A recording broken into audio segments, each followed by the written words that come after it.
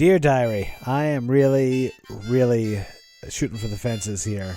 I don't know how I'm going to justify putting the Wild West in space, but I want to see these guys. This is going to be so much easier when I do Star Trek Phase 2 and have a holodeck. But for right now, I don't know, space aliens, something to do with Kirk's history, reading minds. But why this and why not 1,000 other things? Why not Vulcan Old West? And why? Oh, I don't know. Listen, I'll get the script out this week. I'll smoke some grass. Go hang out at the hippie colony. And it'll all be fine. Love you, Diary. Sincerely, Jeannie R. Well, howdy, partner. Howdy. Welcome back. Welcome back to Yelling at Gaseous Anomalies. How y'all doing? It's your host, Sheriff Matt Ross. I'm here with my deputy, XO Michael Pontone. How y'all doing, Michael? Captain, please stop. And it's actually not Gene R. It's Gene L. Kuhn as Lee Cronin. So good evening, ladies and gentlemen. Tonight we're talking about Spectre of the Gun of Season 3 of Star Trek The Original Series. We're back, baby. Thanks. You were saying you can't understand why they did a Western. Well, if you recall from the very beginning, Gene Roddenberry did say this was a wagon train to the stars, so it's not that far of a reach. Well, not only that, Westerns were huge at the time. That's quite true. So this is kind of, you got, as Roddenberry said in one of his documentaries, you got zap or laser guns for 6-shooters. It is kind of like a new West. It's a final frontier, if you will, the old West of the American West. And in fact, DeForest Kelley played a lot of old West bad guys. We'll talk a little bit about that in tonight's episode. And if you see the short on Yelling at Gaseous Anomalies on our YouTube homepage, you can find out a little bit about that. But what'd you think, Mike? Spectre of the Gun, space and cowboys, and what'd you think of this episode? Listen, what was the Nazi episode called again? Oh, Patterns of Force? Right. Like Patterns of Force, surprisingly well done. Massive flaws, weird acting choices. I don't know why Kirk was frothing out the mouth during this, and just huge plot holes you could, put a Galaxy class starship through. But other than that, done with conviction at least. And also it's just hilarious when, let's start from the top. Firstly, yes. What? Well, this is the first episode filmed. This was What? before Spock's break. Yeah. This is the first episode filmed. So that's also why Sulu is not in this, because guess where he was? Shooting Green Berets. That's right. So this is, and they're also their new uniforms. They're no longer velour, but they're sweet, sweet polyester. That's got a nice feel to it. Oh. But this is written by Gene L. Kuhn. He was actually on his way out. He was working as a producer at Universal, so they kept his name on the DL, and they eventually let Fred Freiberger in. You had Robert Justman still around in this, so you have a little bit of the jokiness. It's a lot of fun. Let me read you from TV Guide, October 19th, 1968. It says, Spectre of the Gun, an eerie punishment awaits the men of the Enterprise for violating Melkotian space. They are made to appear as the Clanton Gang in Tombstone, Arizona on October 26, 1881. If history is correct, they will be met and killed by the Earps and Doc Holliday at the OK Corral. Stylized see-through sets and lawmen's funeral black costumes heighten the dreamlike aura of this episode. That's actually better than an NBC press release, but that neatly sums it on up. Yeah, I did like the kind of impressionistic things like the blood red sky and the fact that the storefronts were only silhouettes. They were not supposed to be an actual full town. It's okay, this looks like an alien who's making a little arena based on an Old West shootout, as opposed to trying to make a fully realized world. Yeah, it was very. This is actually one of my favorite episodes of season 3, and just for the record, I would have shown this before Spock's brain. or even the Enterprise incident. I don't think it would have been bad to show this first. I don't know why they had such a hard time with it, but I enjoyed it. Here's the thing. This is, when you do an episode like this, you're doing a Western in space.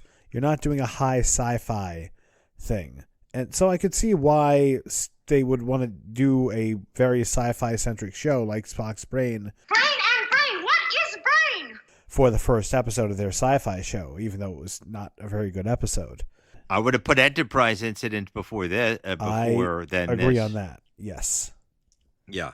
So this is, they start off where they're trying to reach the Melkotians. By the way, they originally were called the Shawns. I don't know why, but they were called the Shawns. They were Irish. They were all Irish. I guess so. They were said, the curse of the space Irish in Star Trek is known all the way through DS9, in fact. But it sure is. O'Brien must suffer. It's kind of weird. There's no reason why they have to get there, but they have to get to the Melkotians for some reason. Our orders are very clear. We're to establish contact with the Melkotians at all costs. I can't ever really imagine what it is, except they're trying to get, in my mind, in my head canon, I always say it's part of some sort of joint defense pact or something, but they run across that salt and pepper shaker, as I like to call it, which is, that weird buoy, and they're told to get lost. You have encroached on the space of the Melkotians. You will turn back immediately. This is the only warning you will receive. I'll tell you, I think I was watching the remastered version. It's a good looking buoy. It's a good looking effect. How does it look on the original? It's actually pretty close to that. It's a little bit more washed out and color wise, but it's pretty darn close. I actually like the way that looks in this. It's me too. It's nice and colorful. Would you have just blown past it if that was your mission, to just get past the thing? No, that's the thing. I'm not crazy about this episode. Kirk doesn't really act very smart throughout the entire thing. Like, he makes a lot of bad decisions. Whoever was writing this was, I either thought Kirk That's Gene Kuhn. Well, then Gene Kuhn thought Kirk was pretty dumb. Because, like, you have some mysterious intelligence that's warning that that'll kill you if you go any further. Just like, sorry, pushing through, you're not contacting Starfleet, not getting any backup. How about you send a probe? We got drones in the 21st century, and it's 200 years before you. Something. Mm-hmm. Yeah, that's a good point. But I'm just going to jump kind of way ahead here. You realize they never left where they were from. You do realize that when you get to the end. That's the big twist in this. They never moved past that buoy. Oh, sure. Okay. That entire thing is they don't realize it yet. But I like it. They get down to the planet, or at least we think we're down to the planet, and we see the Melkotian. And when I was younger, I could never figure out what the hell that was. It looked like it was like a little tiny man to me all the time. See, I thought it looked like a dragon, like an amusement park dragon that would come out of a spook house or something. I like the look of it. I thought it was cool. I thought it was alien, cool. And I like that they all hear their own language. Morgan, Captain. English. It was Russian, sir. Every word. No, Captain, it was Swahili. Interesting. Telepathy. Unquestionably. That was actually very well done. It's like there is actually, well, I'm going to give Discovery one slight props. Try not to faint. Oh my God! There was one point Discovery? I know. It's only one time. Try not to freak out about it. Where like the universal translator failed, and so everyone was speaking different languages for about 30 seconds. It was like, oh, look, you have an idea. I mean, the rest of the episode was crap, but Sure. That's it. I mean, there's also a DS9 episode where they actually all speak different languages. That's right. Well, no, not just that. Little Green Men is where the Ferengi get back to Earth in the 50s. Yeah. But there's also a disease that the crew of DS9 get where they're all speaking gibberish and they can't understand each other. I don't That's remember in the that first episode. season. Oh, well, Yes. I kind of skipped the first season. But no, the first season was still good. There's a great episode or sequence where the Ferengis are all speaking, Ferengish. Ferengish, and it sounds like a real language. And the coolest thing then is that they're speaking English, and then you hear the people speak, and it's just gibberish. But whoever the linguist was made gibberish sound like English. Yeah. Hard consonants and everything. So it's like, that's how non-English speakers hear us. Right. Or as the Greeks called everyone who didn't speak Greek barbarians because they thought everyone sounded like dogs by going bar, bar, bar, bar. Yes. Anyway, yes, getting back to our episode, after we meet the floating head thing with dragon eyes or whatever, they find themselves in an old West town and all their super cool technology. It's an interesting landing party. Kirk, Spock, McCoy, Scotty, and Chekhov. Not a red shirt among them. Well, Scotty, but Scotty's the toughest red shirt. Well, you know He's what I mean by red shirt. Yeah, I know. No sacrificial lamb. But also, they were who was manning the bridge? You put Scotty down there, then you also have your first officer. So you have your captain, your first and your second officer, your ship's doctor, and your main helmsman. It's like, what? But you got Lieutenant Hadley, that's Bill Blackburn, who's sitting in Sulu's seat, and Lieutenant Uhura could definitely command the ship. But what'd you think when they were suddenly whisked away into that fake town? I thought that was a pretty cool. I mean, I know it's a camera effect. The red sky, like you were saying, was great. The half-filled stuff. It's also a very funny Kesha video using most of this set for their song TikTok. It's great, but with the clock, it was like when I first saw it though. When I first saw this a long time ago, I was like, "Oh man, it's not science fiction." Was that your impression when you saw it, or? No, because I had kind of gotten the glean that this was going to be an Old West episode. I was kind of more curious about how they get there, and this is not no, it's the first time, but it would not be the last time that they go to the Old West. Fistful of Datas, TNG. Yes, and it's I don't know. It was fine. I feel like it was the aesthetic was a little bit shaky because on the one hand, okay, it's supposed to be an impressionistic thing of the Old West, which would have been cool. This was pre-Westworld, the Michael Crichton novel adaptation, so it'd have been cool to be like automatons acting like they were Old West guys. But then you have some people acting like they just walked out of a regular old, Old West movie from the next backlot. So the tone was a little all over the place. And the main thing, too, I did not like them wearing their Starfleet outfits with holsters. It's okay. It's like, why didn't you just dress them like cowboys? Well, that's a good point. I mean, especially since the Melkotians know what cowboys look like from Kirk's mind, where they say they get this from. Mm-hmm. What's funny is that all the actors who play the Earps, the sheriff, everyone in there, they're all from Western TV shows and so forth. In fact, of course they were. This is one of the funniest things is that this is also Vincent McEvity's last episode, and everyone in here he had used before in all of his Western work. So that's where they're there. And one of the ones who was in this the most, D. Kelly, said, I can never escape the OK Corral, because he actually plays Ike Clanton, and that you can see in our short.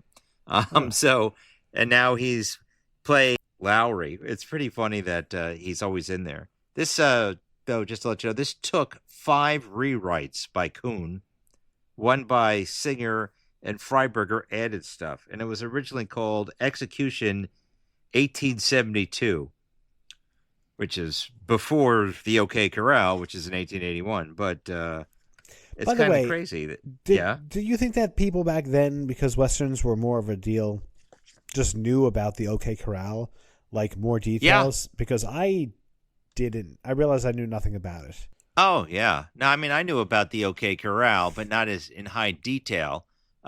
This is obviously a stylized or crazy retelling of it, but the details of it, I mean, in the movie Tombstone, I hear is pretty good, and I've still yet to see it, but I hear it's excellent.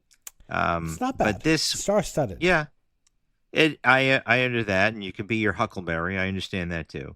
But this was basically the idea where the Clantons were actually using their guns in town without the permission of the local law enforcement, and they were involved in criminal activities and supported by the people and also by the local sheriff. And when the Earps were called in to enforce federal law, that's where the issue came about. And in fact, both sides lost out on this. The Earps lost their cool and calm, collected reputation by enforcing unpopular laws. And the Clantons, besides most of them getting shot or killed, they also did not do well on that. But the reputations of both sides were actually ruined from this, from public opinion, which is bizarre. But Fascinating. that's yeah, it is kind of fascinating over gun control, if you think about it, which is a big issue in the United States still today. Original ideas were that the aliens had intercepted television, which at that time was known being to leaking into space, so it had been more well-rounded in the images. I think it's okay taking it from its mind, considering that the aliens that we're dealing with are, mind control characters. Captain Kirk, the disobedience was on your orders. Yours is the responsibility. Yours shall be the pattern of your death. They were Yeah. also, yeah. No, again, So it's just they- like, it's fine, but it's like some were acting like they were mind controlled, some were not. Right. The thing is that the reason why they didn't want to make it like a TV leaking into space is the network said, like, well, it sounds like we're going to blame TV for a lot of bad things in the world, so don't do that. And I'm thinking, really, that's kind of a stretch, NBC, but that's NBC for you. I like the idea behind it. Yeah, Mhm. Robert Justman gave the idea of having Chekhov in this. It was supposed to be a sacrificial red shirt, by the way. So that's Robert Justman's idea. The big concerns were this would be seen like another alternate Earth, but since that's a little bit weird. Just to jump around a little bit, the force fields around the town, that was Roddenberry's idea. That was pretty cool. That was an extra scene filmed where like a guy in a horse would go through, and when Kirk jumps on the horse, he gets knocked off. Oh, But the horse keeps going. So oh, they just didn't. That would have been an interesting. interesting. That would have been right? very difficult. Yeah. That's what they were running into in an issue, and also people kept getting hurt by falling off the horse. I can imagine. Now that's Yeah. okay. Let me ask you something. So this was the Star Trek was shot in Los Angeles, right? Obviously. Yes. Mhm. And there were many different ranches that would have been around shooting westerns at the same time as them. Is there a particular reason why they decided to do this on a sound stage, not on location? Yes, money. They had no money to go on location anymore. Originally, this was Interesting. supposed to be shot on a ranch, and they were trying to save every buck they could. So, but I think they did a good job to make it look as weird and as fake as Yeah, possible with the red yeah. lighting. It was They excellent. made the good idea of, like I said, making it look like an alien snow globe or something. This represents the Melkotians' concept of an American frontier town, circa 1880. It's just bits and pieces. Yeah. Then we have the thing in the bar where that woman kisses Chekhov. That's Billy Yeah. Clinton's girlfriend. Whew. Mr. Chekhov, What can I do, Captain? You know we're always supposed to maintain good relations with the natives. She was Bonnie Becker. That's her name, or Sylvia. That's Bob Dylan's girlfriend, the singer. Huh. How weird is that? That's very strange. And It's that's like like- a pretty graphic kiss for Yeah. for 1966. Yeah. Oh, yeah. 1969. Yeah. Well, you got to, 68, actually. You got to, it's the 60s, man. Let it go, man. Again, I always say 6 years ago, prior to that, the Twilight Zone was on, and Mhm. no way was anyone going to be kissing themselves like that. And Matt, 6 years ago was 2019. Like, culture has not changed too much in 6 years. It's amazing that it happened. Right. Anyway. I mean, that little bit, I like that where Chekhov was like, yeah, well, I got to get friendly with the natives. Isn't that our mission? Yeah, okay, says Yeah. Kirk. I thought that was pretty funny. But them trying to figure out a way out of it in a peaceful way, I actually like that concept. Like Kirk tries to talk to the Earps. That McCoy was kind of stupid, though. That was another Really? aspect of it where I was like, oh, so he's not being very smart this episode. Because it's like, you already know that you're not in a real space. Why do you think that explaining to them what the hell's going on is going to change anything? Obviously, they are pawns of this greater energy. That's not exactly true. They think that they're in some sort of time dilation because everyone or every, I guess you would say, avatar is telling them it's the same time of the OK Corral, and they're afraid they're going to affect history. but they're not really certain if they're there. Spock has an inkling of it, but the rest of the crew does not. So they're worried that whatever they do might affect actual history. That is up until Chekhov gets killed in this entire thing. So that's when they realize, you know what? It doesn't matter. Billy Claiborne actually did walk away from the battle in the OK Corral. So did Ike. They all got shot. It's not the same as the actual history. One of the things that they were also aiming to do is that history based on memory. They're saying, like, you may not remember things correctly, and history isn't always what you think it is. Sure. I mean, I could see that. I think it's funny, hilariously, or that the Earps are actually, they've played bad guys or the Earps themselves in other Westerns. I think that was actually kind of funny in this, but it was very Western-y. What did you think about, like, with how they came up with a way to try and, defeat the bad guys in this one? Again, just weird. Like, weird where it's like, we have a tranquilizer. Okay.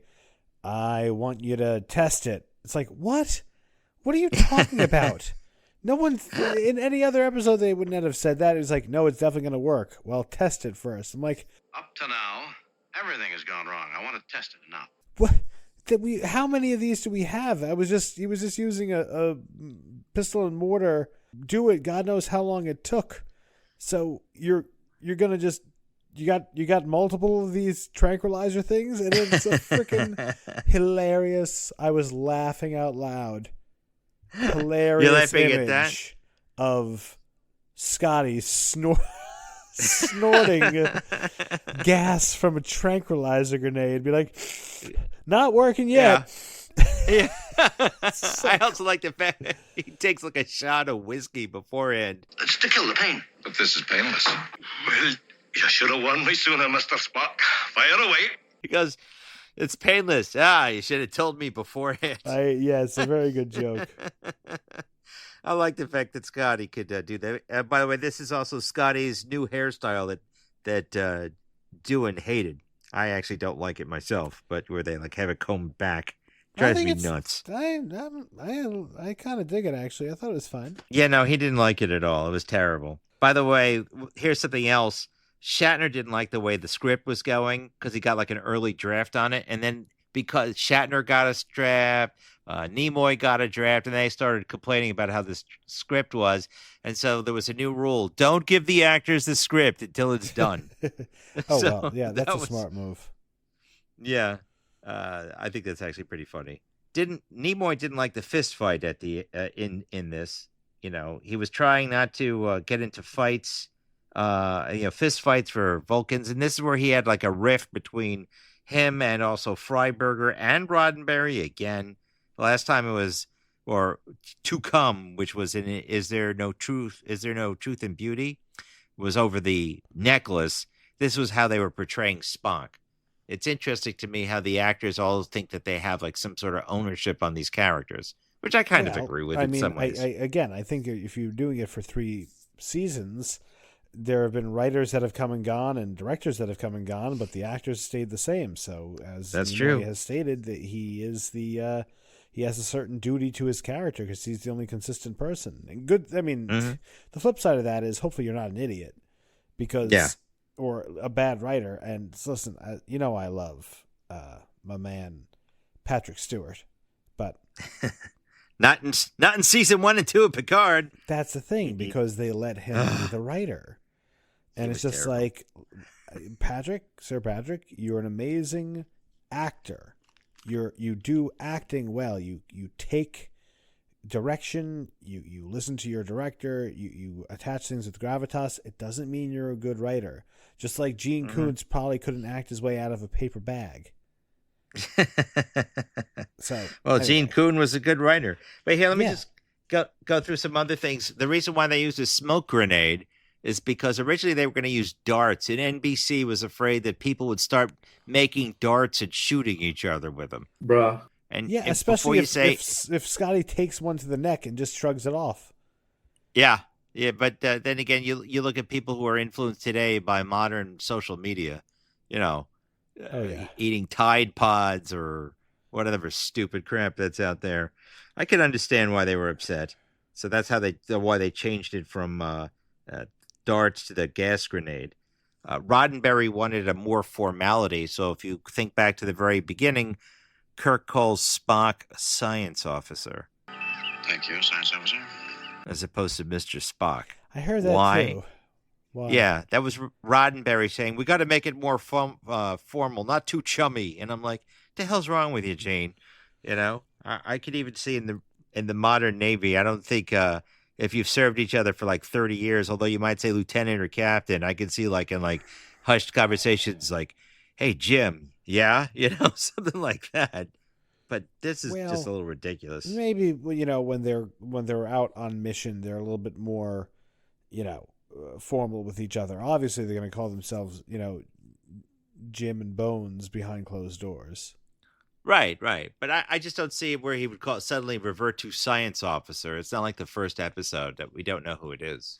Right. I do like that the director made Gunsmoke, like most of the Gunsmoke episodes. He was all over the place on that. So it kind of, I think he knows how to hit Westerns overall. But I got the feel that... I thought it was good. Yeah. Let's see some other things. Western stuff worked. What? Yeah. I do like that, like we were just talking about that, because overall, it's just a very short story when you really think about it. I wanted to point out one of the actors, Ed McReady, who's the barber that McCoy goes to speak to when he's taking Doc Holliday's stuff. You've seen him twice before already in Star Trek. He was the chief medical officer of the Exeter in the Omega Glory. If you've come aboard the ship, you're dead, man. He's the guy who dies on the bridge and turns to crystals. And he's also the first patient who gets stuck by Dagger of the Mind. He's the first one where he goes, that's the same actor. You will forget all you have heard. To remember any portion of it, any word will cause you pain. But you can't even tell when you look at the guy. It's like he's got a very malleable face and he's dressed differently, so it doesn't actually fit. I think that's kind of wild, you know? Sure. All right. Well, let's see. What else?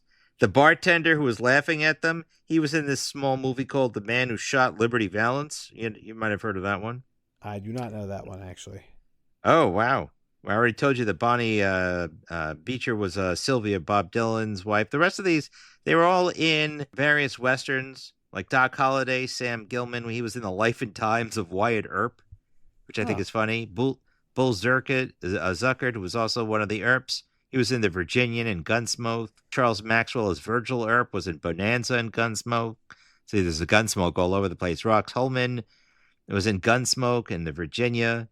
It's just like, yeah, it's all over the place. Ron Sobel was in True Grit, The Virginian, Rawhide, but he wasn't in Gunsmoke. So that's a little bit odd, but all these things are McEvedy things. And when they discover that they can't do anything, Kirk comes up with a brilliant idea. We're not moving. We're staying right here. We're not going to go to that gunfight. I actually like the way that effect is. I like that plan where Kirk says, we're not going to move. We're not going to participate. What'd you think of that? I thought it was fine. Again, kind of simplistic. Again, man, this episode is just kind of weird. Yeah, it's supposed to be 60s weird. He's just doing all these weird things. And it's just like, again, things that you know are not going to work. It's like, well, we'll just tell them that we're people from a different world. And hard to understand, but I'm Captain James T. Kirk of the Spaceship Enterprise. These men are part of my crew. We're not really here. We're from the future. Right. And they're like, oh, we'll just not go. It's like, I don't know. It's a little bit of, and then. Yes. You know what I mean? Not because. Yeah, no, it is a lot of that. So it's a whole lot of it. It's not terrible. I don't know why it's not terrible. Like, it's decently entertaining, and I think the main thing is that despite that, it is moving along. It's not lingering, and it's not having the same scenes, and at least the and then is something different each time. Yes. I mean, honestly, it's so short. There's not really much depth here. You already know they can't figure out what the heck's going on. I think the best part of this, besides the comedy with Scotty, is that scene where Spock figures it out while they are in the OK Corral. Existence cannot be without them. What do you mean, Spock? I mean, Doctor, that we are faced with the staggering contradiction.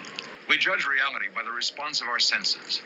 Once we are convinced of the reality of a given situation, we abide by its rules. You know, it's saying it's not that these bullets are real or anything is real. It's that we're being manipulated. We need to concentrate and figure out that what we're seeing isn't actually happening. And where he mind melds with everyone, I think, is the strongest piece in that. Was cool. I mean, again, yeah. I think that it was a little contrived, the idea of like, oh, well, it's just in our minds. And I think that maybe they could have used... The resolution was cool, maybe having a different problem. But man, yeah, I dug that that whole thing of like, I'm going to calm you guys down. I'm going to check in with you and make sure that you guys are okay and are not going to be susceptible to what you're about to see. Bullets are unreal without body. They are illusions only. And the effect later with the Earps shooting at them and just going through the fence. And yet they act unfazed, and that the avatars are confused. By the way, that the Earps are all dressed in like Undertaker black. That's not what they actually wore. And that scene where they're all walking together, you could say that's Reservoir Dogs. No, it's not. But it's actually the same thing that they did in the 1955 version of the OK Corral that DeForest Kelley was in, where they all walk together in a group. And they did it again in the 1957 version of the OK Corral, which also had D. Kelly in it, as one of the Earps. So it's kind of funny that he was in from both angles. But that's pretty much about it. And I get vibes of something else in Star Trek. At the end, when Kirk kicks Virgil's butt just from fist fighting, it turns into kind of, I would say, Arena at the end, where he decides not to kill the Earp. Yeah. And that's what subs out. It's the same thing. Like, you showed mercy. Is that all of your kind? You know? Is this the way of your kind? It is. We fight only when there's no choice. We prefer the ways of peaceful contact. I speak for a vast alliance of fellow creatures who believe in the same thing. We have sought you out to join us. Yeah, that's the way we're not bad guys. We just want to hang out and talk for whatever, what is it that they have, the Melkotians? But whatever it is, they're suddenly no longer in Tombstone, Arizona, but everyone's fine and they're back on the bridge, which is what I said at the beginning. None of them left the ship. None of them went to the planet. None of them did anything. They've all been kind of frozen. So you could say it's kind of like, the Inner Light, where everyone's got psychosis on the ship. A little bit of, was it not? Hold on a second. Did they actually not leave the ship? They were not teleported away and just returned back at the same time? Nope. They never did, because if you follow the structure, say, let's go past the buoy. They think they're orbiting the planet. They beam down. They have a conversation with the Melkotians. And at the end, where they do not kill the Earps, they're all suddenly back on the bridge, and they're still at the buoy. Huh. So that means the entire crew is being held in a psychic state. Maybe that's why the Federation wanted to get in touch with them, use them as some sort of force or something. But that's kind of weird. It is when you look at it that way, because when you just get right to the end, they haven't moved. They're all on the bridge. McCoy's checking out Chekhov. Captain, I don't understand. Neither do I. He's in perfect health. What happened? Where have I been? Right here, it seems. And then the Melkotians say, like, so is this the way you people are? And he goes, yeah, we represent an interstellar body, and we've been looking to talk to you. What about? Who knows? So it's kind of very similar to Arena, where they recognize the violence and the propensity to violence for humanity and other member species of the Federation. Yeah, pretty roundabout way to do it. But I mean, listen, this is interesting. Again, I'm always fascinated by the fact that this was a pretty tight episode. Not too much happens. Yeah, that's it. It's not bad. It's a good time. Well, then I guess, let's, I can't think of really much else to add to this episode, so I guess we might as well wrap it up. Yeah, no, me neither, actually. Yep. I just want to let you know. So it's the third time for D. Kelly in Tombstone. That's just to let you know. So he did 3 films where he was one of the characters from the OK Corral. But so then I guess we'll just come up to our summation. Like before we get to our ratings, how much do you think this episode cost? It was 1 day over budget, even though it was all on set. Here, I'll help you out. The max they could spend was $178,000. I was going to say 182. Excellent. You win again. I'm Really? serious. It's $182,184 in $1968. And in 2025, it's $1,696,070.22. Well, there we are. You're getting pretty good on this. That's the second time that's ever happened in almost 2 years. Yeah, look at that. It's you win a prize, Michael. What do I win? You get to keep doing it. Yay! And that's right. And then we come to our very scientific 1 to 10 scale rating. Mike, what are you going to give Spectre of the Gun on a 1 to 10 scale? Oh, mercy. Okay. It was underwritten, and the character decisions were all over the place. There was a good premise, though, and a good resolution. Ooh, I'm telling you, I'm right on the cusp between 6 and 7. Wow. I think... Oh, 6, 7. There dates us already. Go ahead. Yeah, I don't know what the hell that even means. No one knows what it means, but it gets the people moving. I think that I'm going to err on the side of, you know what? I really didn't like Shatner acting stupid, and also like being crazy.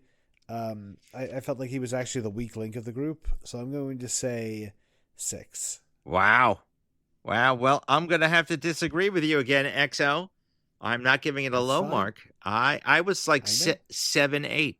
Originally, when I first saw this, I would have given... we almost tied. Almost tied. I'm going to actually give it an 8 because that's what I originally wrote down. I enjoyed it a lot. I like the mind-bendingness of this. I actually like the fake set. Although... Yeah, I like the fake set a lot. I like the red sky. I understand what you're saying where it's stupidness, but I also like the total mind screwing around at the end. But the things that I find weak... which is like, why is there an urgency to get there? And, now that I'm talking out loud, I'm going to actually move it down to a 7. It's just like there's a lot of weaknesses and shortfalls, and we've seen this before. But I mean, listen, if this was in the first season, it would have been a great episode. Yeah, or at least better than a lot of the bad ones. Well, it's better than Spock's brain by my count. Yes. I also like it better than The Children Shall Lead, even though you gave that a higher mark. I did not like that. I thought that was fine. I didn't like I didn't like that Children Shall Lead, but because of the flying swords. Ugh. But whatever. So, our next episode that's coming up, it's called Day of the Dove. It's kind of more science fiction-y. We meet the Klingons again. And... See the original cast in their latest, greatest adventure. Captain Klingons off the starboard bow. Again with the Klingons. We meet a famous Klingon again, who you'll recognize from, I'm not going to tell you. But let's just say there's aliens that come and do something to the Enterprise and the crew, and that's on our next episode of Yelling at Gaseous Anomalies. And always, don't forget, if you like what we're doing, to email us at yellingatgas@gmail.com. Don't forget to hit that like, share, and subscribe button and hit that bell notification. And stop by our TeePublic t-shirt store and buy a t-shirt, folks. We're going to have more stuff coming up. Yes, we really will do live stuff. We'll have talking tricorders. We'll do a scene analysis with me and the XO and other things that are coming up.